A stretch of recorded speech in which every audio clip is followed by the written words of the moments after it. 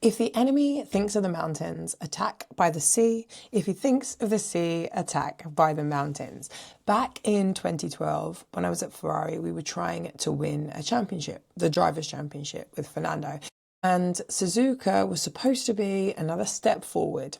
Instead, the race changed. In a matter of corners, we had a DNF, actually clashed with Kimi Raikkonen, and everything we thought we knew going into Sunday, the championship, no longer applied. After the race, he posted that quote. And as a strategist, it always stayed with me. It was about recognizing that the situation had already changed and that you had to change with it. Not holding on to the plan that you arrived with, but adapting to the one in front of you. And that not only is true for championships, but is true for race strategy at Suzuka. And in fact, driving at Suzuka itself, it has always been a challenge, just not always the same one. Suzuka is one of the most complete strategic problems we face all year. Now, the track itself, it's fast, it's flowing, the tyres are under sustained load rather than short little spikes, and it's difficult to overtake, so track position matters not only through qualifying, but also at the start and restarts. The pit loss is around 22 seconds, large enough to shape that race, but not large enough to remove the undercut as a tool, which is powerful because of just how much load the tyres are under. And then there is the weather.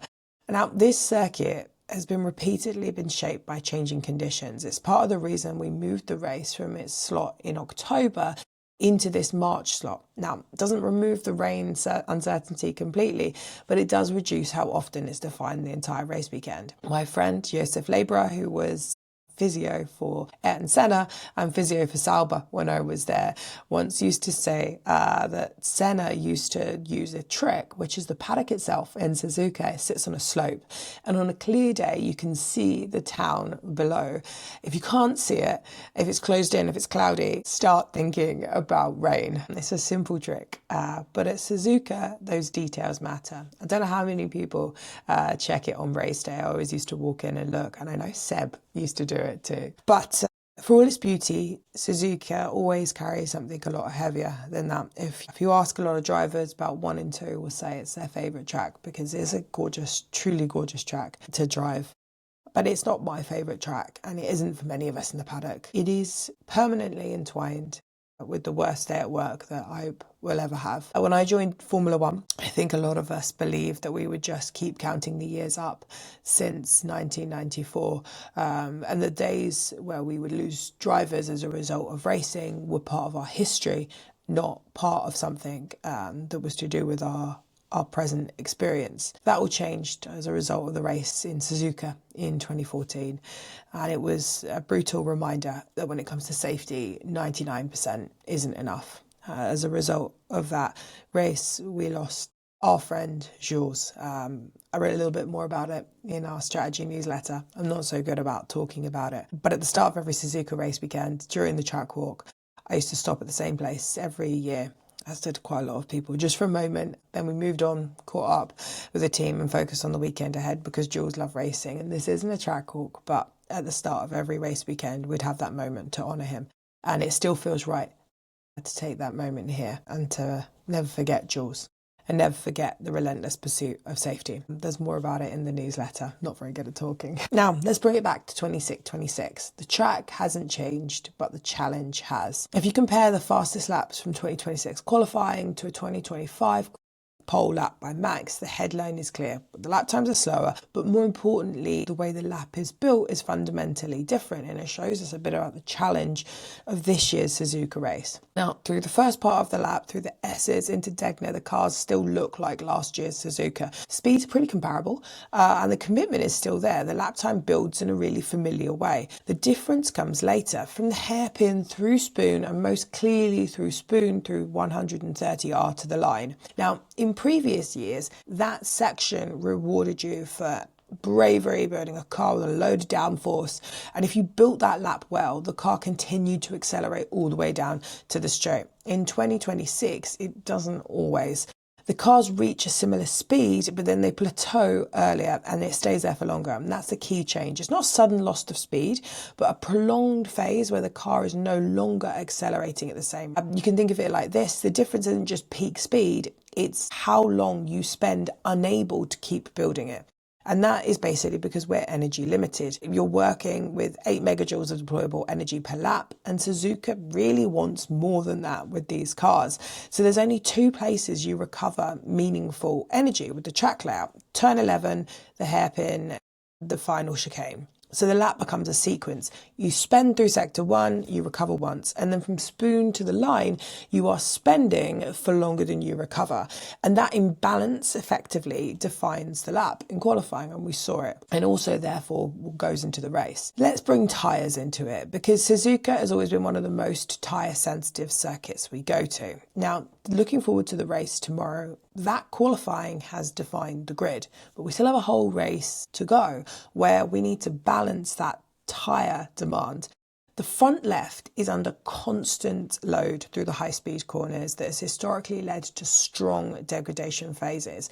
Graining sometimes in the early laps of a stint, and in some years the situation where the harder compound has actually been the best raced tyre because it survives that load more consistently. Hard was often the least favourite tyre. It's had various names. We've called it a C1, we've called it a hard, we even had a super hard one year. And there used to be an adage that like every dog has its day. Sometimes Suzuka was the only place where the hard was even a usable compound, and sometimes it was even stronger and a better compound. We've seen teams extend too far and fall off a cliff on softer compounds, and we've also seen really powerful undercuts here purely just because the deg you're running is so high. None of that's gone away, but it does now overlap with energy in tomorrow's race. So the strategy picture, at least for me, still points towards a one-stop race, most likely medium hard. I don't think you want to start on the hard here because the start is still important. Obviously, we still need to manage the energy across the lap, but actually getting off the line on a C1 hard tyre, it takes a long old time to warm up. And you need to remember that there's a big difference between starting the race and bolting on a tyre in a pit stop. What's the key difference here? Well, when we start a race, it's about 8 minutes after you've taken the tyre off the blanket before it's actually going racing, right? So at the 5-minute signal, all the blankets need to be off the tyre. Then we trundle around on a formation lap. If there's an aborted start, we're going to add another extra lap, but that's a formation lap itself is around 2 minutes. And then we do the race start itself. Now that whole thing probably takes around 8 minutes from the point at which you've taken the blanket off the tyre to when you're actually starting to go racing. So the difference between a hard and a medium off the start line is big, right? Now it's not that there isn't that if you did hard medium at a pit stop, but the time from which you've taken the compound out of the blankets, it starts losing temperature, to when you bolt it on the car is probably 20-30 seconds from when you've called the pit stop, maybe a minute. And that difference makes a huge amount. So that's why teams generally prefer medium hard hit. It's not that you can't do it, it's just that it's a little bit different. So the reasoning has also evolved a little bit about position, right? So it's no longer about degradation, it's about avoiding overlap. If your tyre drops at the same time as your energy deployment drops, the performance loss is significant and it's really difficult to recover.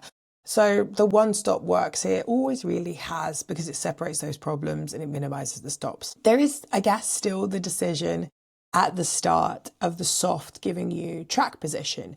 Better launch, a better initial grip, a stronger opening phase. There's often a comment here about not leaving grip in the garage, but it does come with a cost. Higher energy demands an earlier pit stop, and if you get stuck round here because the overtaking is historically quite high, you add stress onto the tyre and you might never recover it. You can get trapped pretty easily here. So you have to be really confident that if you do box early to undercut, you are not going to get snared down by slower cars. And with the separation of the field as it is, you might see that gap, but it's a bit of a gamble. We saw it last week in the Chinese Grand Prix. Max started on the soft, tried to make up some earlier positions, but then boxed early and wasn't really able to make it. So it does become a trade.